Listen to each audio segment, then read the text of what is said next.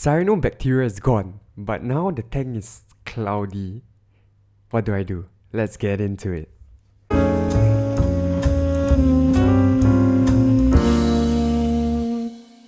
Hey yo everyone, welcome back to another video by Reef.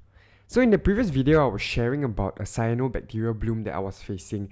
I just want to give you a quick update on that. Well, for the most parts, as you can see, the cyanobacteria is dying back.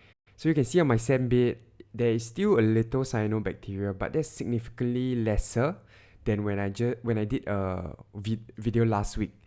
And honestly, I didn't do much to the tank. I didn't dose anything. I didn't stir up the substrate a lot. I just did my normal water changes and I siphoned out the cyanobacteria and it slowly cleared up.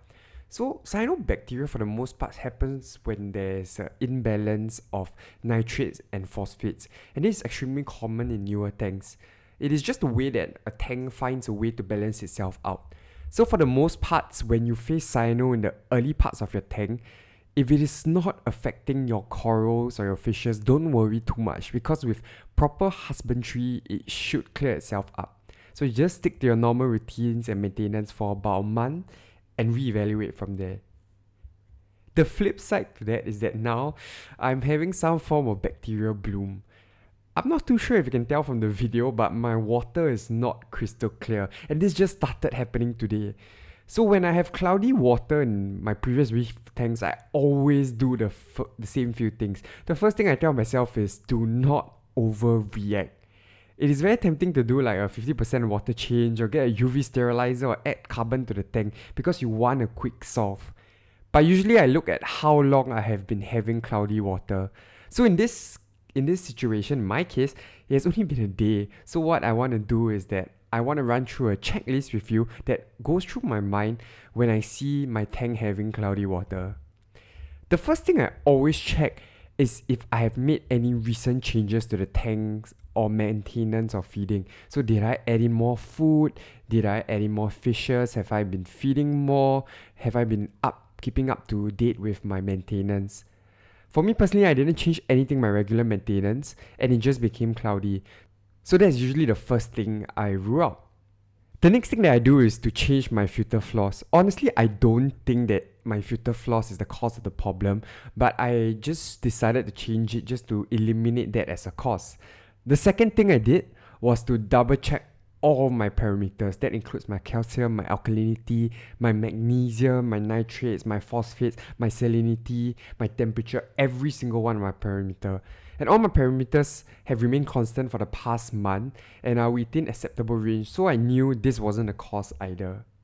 The next thing in my checklist is to check all my equipment. So you check your heater, I check my skimmer, my ATO, my refuger, my return pump and my wave maker. And everything is working well, so I know that this isn't a cause as well.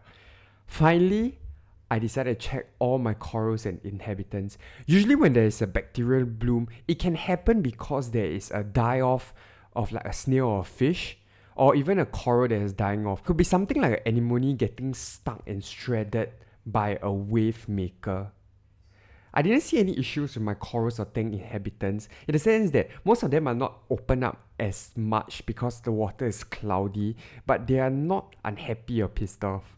So after running through all these checks and I couldn't really find the cause, what I want to do is just to wait it out. That means I'm just going to stick to my normal maintenance schedule and routine, which includes a water change and not touch the tank. Usually when the tank is having cloudy water, it will eventually solve itself. With that, if the cloudiness is prolonged or is super cloudy whereby it blocks any light or it's affecting your fish or coral, you might want to do a large water change. With all that being said, I do have a theory on why there's a bacterial bloom, and I think the main cause of this bacterial bloom is actually the die-off of my cyanobacteria. That's the only thing that is dying off in my tank, and I do believe that is causing the cloudiness in the water. This is also a reason why I'm not panicking and taking things slowly, and I'm not touching the tank. I just have to bear with it. I will definitely give you guys an update next week on how is the cloudiness going. I have good faith that the tank will be alright. So don't worry and stay tuned. With that, I think I'll wrap up my video right here. Thank you for watching. Do consider subscribing to this channel to follow my journey. Stay safe, love, thank, till next time.